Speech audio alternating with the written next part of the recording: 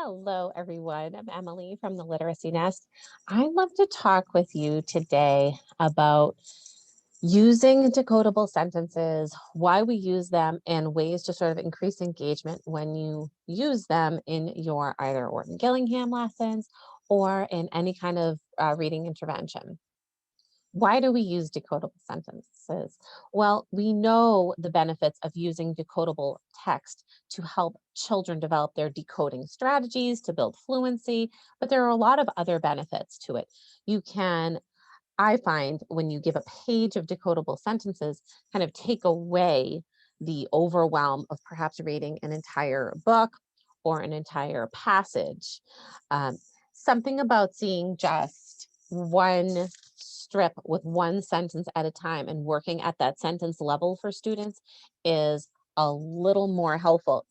I find decodable sentences are great not only for review or to build into your Orton-Gillingham lesson, but also as a quick assessment to really see if they are applying the decoding strategies that you are working so hard to teach them, right? Are they skipping over words? There are no pictures to support anything here, okay? This is just strictly working on decoding, right? So we're working on our science of reading decoding strategies, right? Um, Not those alternative ones that we know really aren't as effective.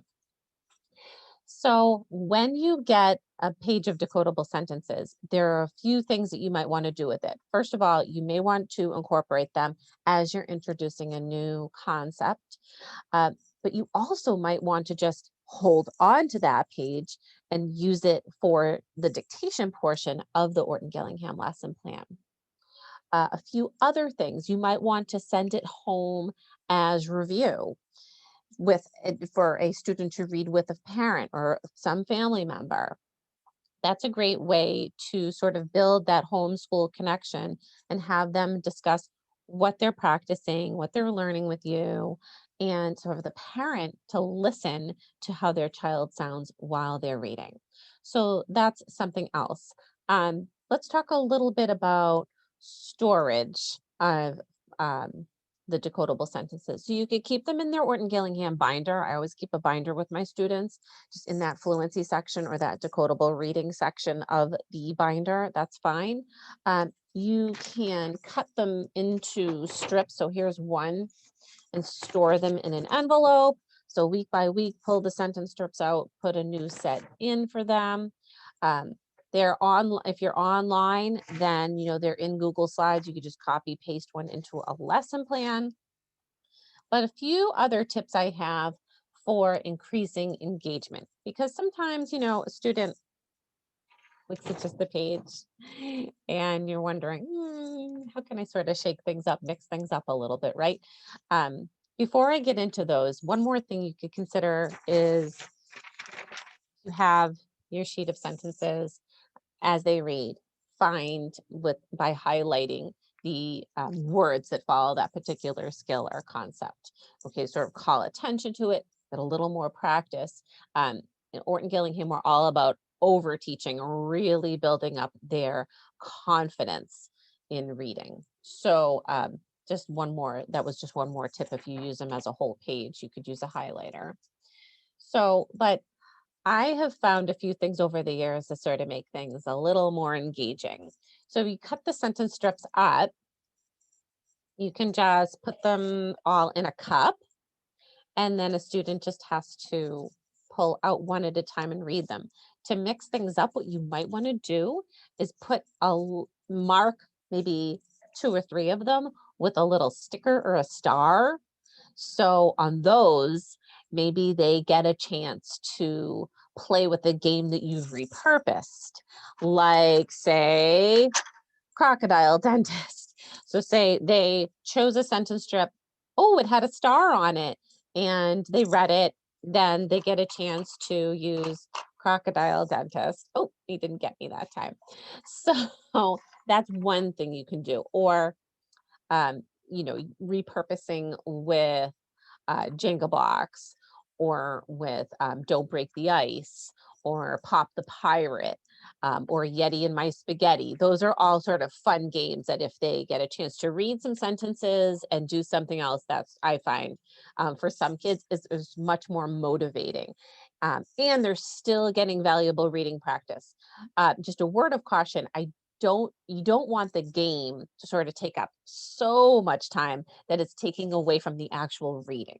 So whatever you do choose, make sure it's something fast. All right. Another thing I want to mention while we're on the topic of decodable sentences, and this is a really important point to make. Whatever decodable text you choose to use will only truly be decodable for your student based on the progression of skills you have already taught.